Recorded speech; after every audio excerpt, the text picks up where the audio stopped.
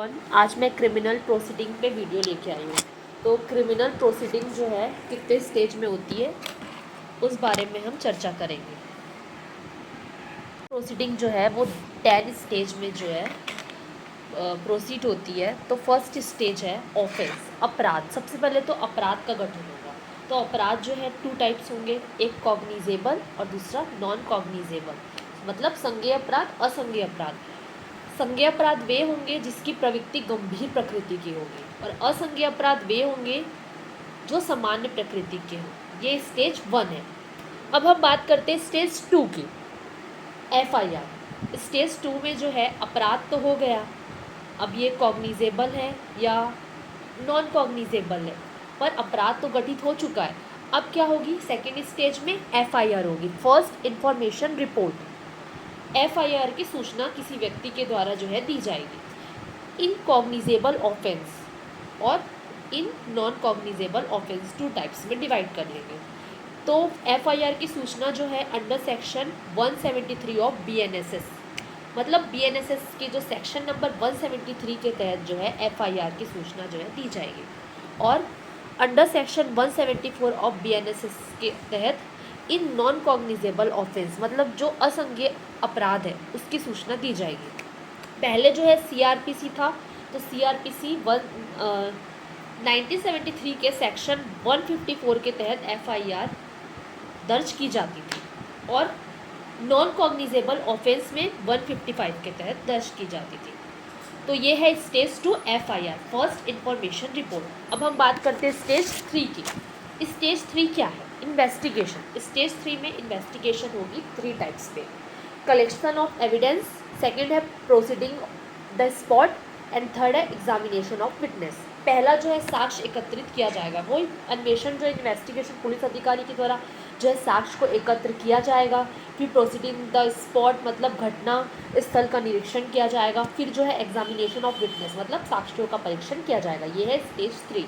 उसके बाद है स्टेज 4। स्टेज 4 में क्या होगा, अब जो है अन्वेषण भी हो गया, इन्वेस्टिगेशन तो हो गया, अब अरेस्ट होगा, तो गिरफ्तारी होगी विथ वारंट और विदाउट वारंट। 2 टाइप्स है इसके, एक वारंट के साथ और दूसरा है जो वारंट के बिना। मतलब जो है संज्ञेय अपराध जो है कॉग्निजेबल ऑफेंस में जो है पुलिस बिना वारंट के गिरफ्तार कर सकती है, लेकिन वारंट के साथ गिरफ्तार कब करेगी, जब नॉन कॉग्निजेबल होगा। तो ये है जो अरेस्ट, मतलब स्टेज 4 कंप्लीट हो गया। अब स्टेज 5 में आते हैं, बेल, जमानत।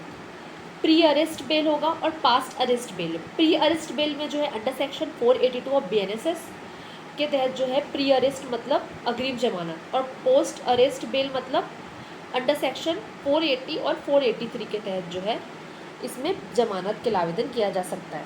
तो CRPC में जो है अग्रिम जमानत 438 के तहत होता था CRPC में, और पास्ट अरेस्ट जो होता था वो 436, 437 और 438 के तहत होता था CRPC में। अब जो है अमेंडमेंट हुआ है 2023 में जो है BNSS आया है, तो इसमें 482 में जो है प्री अरेस्ट बेल होती है और 480 में जो है पास्ट अरेस्ट बेल होती है, या सॉरी पोस्ट अरेस्ट बेल। उसके बाद जो है 5 स्टेज, 4 स्टेज तो कंप्लीट हो गया है। उसमें होगा completion of investigation final report, मतलब submit in the courts under section 193(3) first, और CRPC 1973 के सेक्शन नंबर 173 क्लॉज 2 का 1। ये है स्टेज 6, जिसमें कॉम्प्लीशन ऑफ इन्वेस्टिगेशन की फाइनल रिपोर्ट जो है दी जाती है। उसके बाद जो है स्टेज 7। स्टेज 7 में जो है कॉग्निजेबल ऑफ ऑफेंस मतलब अपराध का प्रसंज्ञान लिया जाता है, मजिस्ट्रेट लेगा अंडर सेक्शन 223 ऑफ BNSS, और CRPC 1973 के सेक्शन नंबर 190 के तहत जो है अपराध का प्रसंज्ञान कौन लेगा, मजिस्ट्रेट लेगा।